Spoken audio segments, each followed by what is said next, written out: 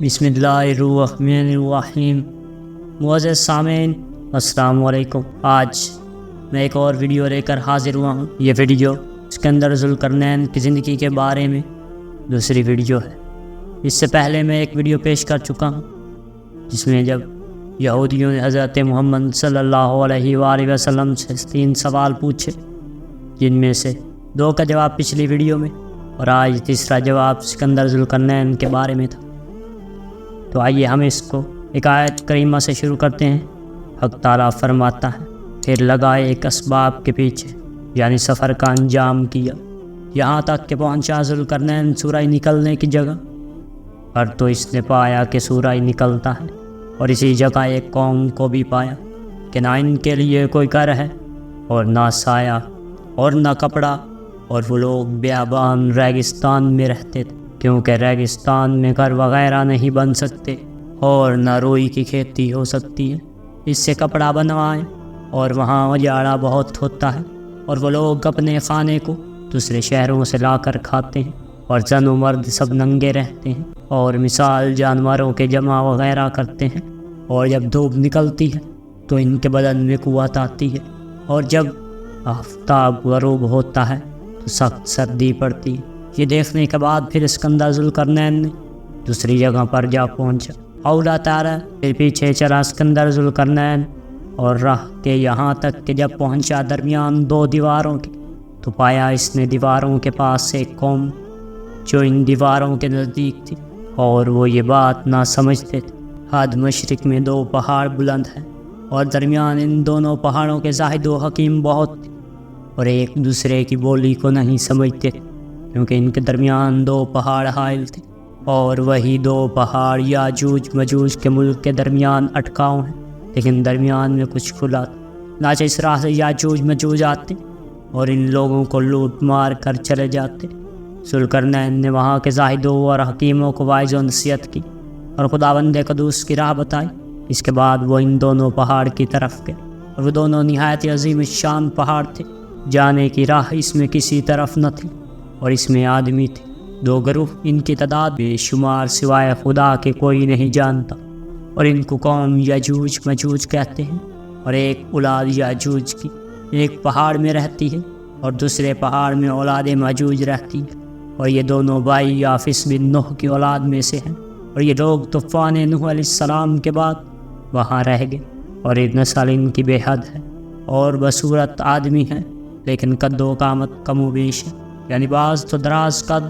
اور بعض 1 گز اور بعض 1 بالشت کے ہیں، اور کان ان کے اتنے بڑے ہیں کہ وہ زمین پر لٹکتے ہیں، اور جب وہ لوگ سوتے ہیں تو اپنا ایک کان زمین پر بچھا لیتے ہیں اور دوسرا کان بطور چادر کے اٹھتے ہیں، اور مثل حیوانات کے ایک سے ایک جمع کرتا ہے، اور ان میں کچھ شرم و حیا نہیں، اور مثل باہموں کے بول و براز کرتے ہیں، اور ان کے کھیتوں میں سوائے تل کے اور دوسری کوئی چیز بھی پیدا نہیں ہوتی، لہٰذا اسی کو وہ روزانہ کھاتے ہیں، اور کسی دین و مذہب سے کوئی تعلق نہیں رکھتے، یہاں تک کہ وہ خدا کو بھی نہیں مانتے اور جانتے، اور وہ مرتے بھی نہیں ہیں، کافی عرصہ سے زندہ ہیں، اور اسی طرح اپنی زندگی گزار رہے ہیں۔ بس وہ پہاڑ سے نکل کر ان زاہدوں اور حکیموں پر آ کر ظلم کیا کر، اور جس کو بھی پاتے مار ڈالتے، کھیتوں مویشی ان کے لوٹ مار کر کھا جاتے، اور وہ سب اس قوم وحشی سے مقابلہ نہیں کر سکتے تھے۔ جب اسکندر ذوالقرنین وہاں تشریف لے گئے تو ان زاہدوں اور حکیموں پر بڑی نوازش فرمائی۔ چنانچہ ان سب نے مل کر اسکندر ذوالقرنین سے عرض کی، یاجوج ماجوج کے ظلم سے ہم لوگ یہاں نہیں رہ سکتے، اور ان پر جو احوال گزرے تھے وہ سب اسکندر ذوالقرنین کے سامنے بیان کیے، جیسا کہ اللہ تعالیٰ نے قرآن مجید میں ارشاد فرمایا۔ کہا انہوں نے، اے ذوالقرنین، یاجوج اور مجوج فساد کرنے والے ہیں زمین میں، پس کر دیں ہم واسطے تیرے کچھ مال اوپر، اس بات کے کہ کر دے تو درمیان ہمارے اور درمیان ان کی وار کے وہ ہماری طرف نہ آ سکے، بس خراج گزار بھی ہمیشہ ہم تمہارے ہوں گے۔ یہ سن کر اسکندر ذوالقرنین نے فرمایا، جیسا کہ اللہ تعالیٰ نے قرآن مجید میں ایک اور آیت میں فرمایا، کہا اسکندر ذوالقرنین نے، جو مقدر دیا مجھ کو میرے رب نے وہ بہتر ہے بیچ اس کے، بس مدد کرو میری ساتھ قوت کے کہ کروں میں درمیان تمہارے اور درمیان یاجوج ماجوج کے ایک دیوار موٹی، اور کہا تم لے آؤ میرے پاس تختے لوہے کی، یہاں تک کہ جب برابر کر دیا پھاٹکوں تک، پہاڑ کی گھاٹیوں کو، یہاں تک کہ جب کر دیا اس کو آگ، ذوالقرنین نے کہا لے آؤ میرے پاس کہ ڈالو اس پر تانبا پگھلا ہوا، تاکہ نہ چڑھ سکیں کہ آئیں اوپر اس کے، نہ سوراخ کر سکیں اس میں کہ یہ میرے پروردگار کی مہربانی ہے، اور بس جب آئے گا وعدہ میرے پروردگار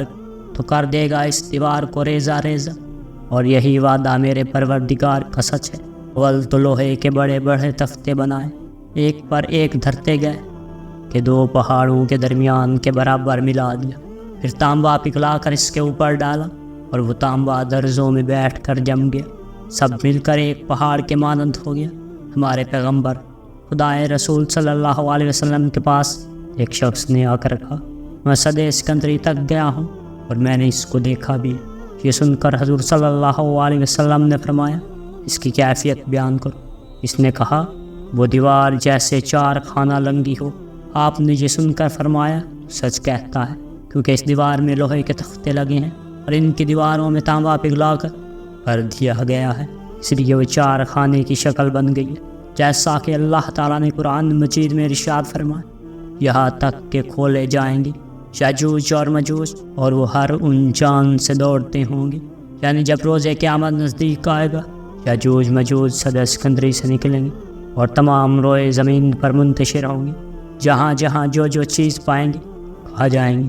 اور پھر خدا کے حکم سے سور پھونکا جائے گا اور اس کی آواز سے ساری مخلوق مر جاوے گی۔ اور ایک روایت حضرت علی کرم وجہ اللہ کی ہے،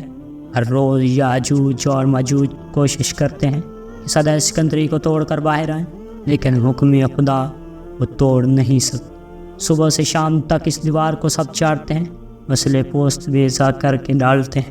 بس تھوڑی سی باقی رہ جاتی ہے، پھر وہ لوگ آپس میں کہتے ہیں کل سب توڑ دیں گے اور پھر آسانی سے باہر نکل جائیں، مگر وہ انشاءاللہ اپنی زبان سے نہیں بولتے، اس لیے وہ توڑ نہیں سکتے۔ بس صبح سے شام تک ان کا یہی معمول ہے، اور جب ان کا خروج ہوگا قیامت کے نزدیک تو اس قوم میں ایک مسلمان لڑکا پیدا ہوگا، اور جب وہ بڑا ہوگا تو انہی لوگوں کے ساتھ مل کر بسم اللہ کہے گا، دیوار چاٹنا شروع کرے گا، اور پھر شام کو انشاءاللہ پڑھے گا کہ کل انشاءاللہ اس کو توڑ ڈالوں گا، جب خدا کے حکم سے صدر اسکندری ٹوٹے گی، اور پھر اس کے بعد سب قوم اس دیوار سے باہر نکل آئیں گی۔ اور روایت ہے طول اس دیوار کا 36 کوس کی راہ ہے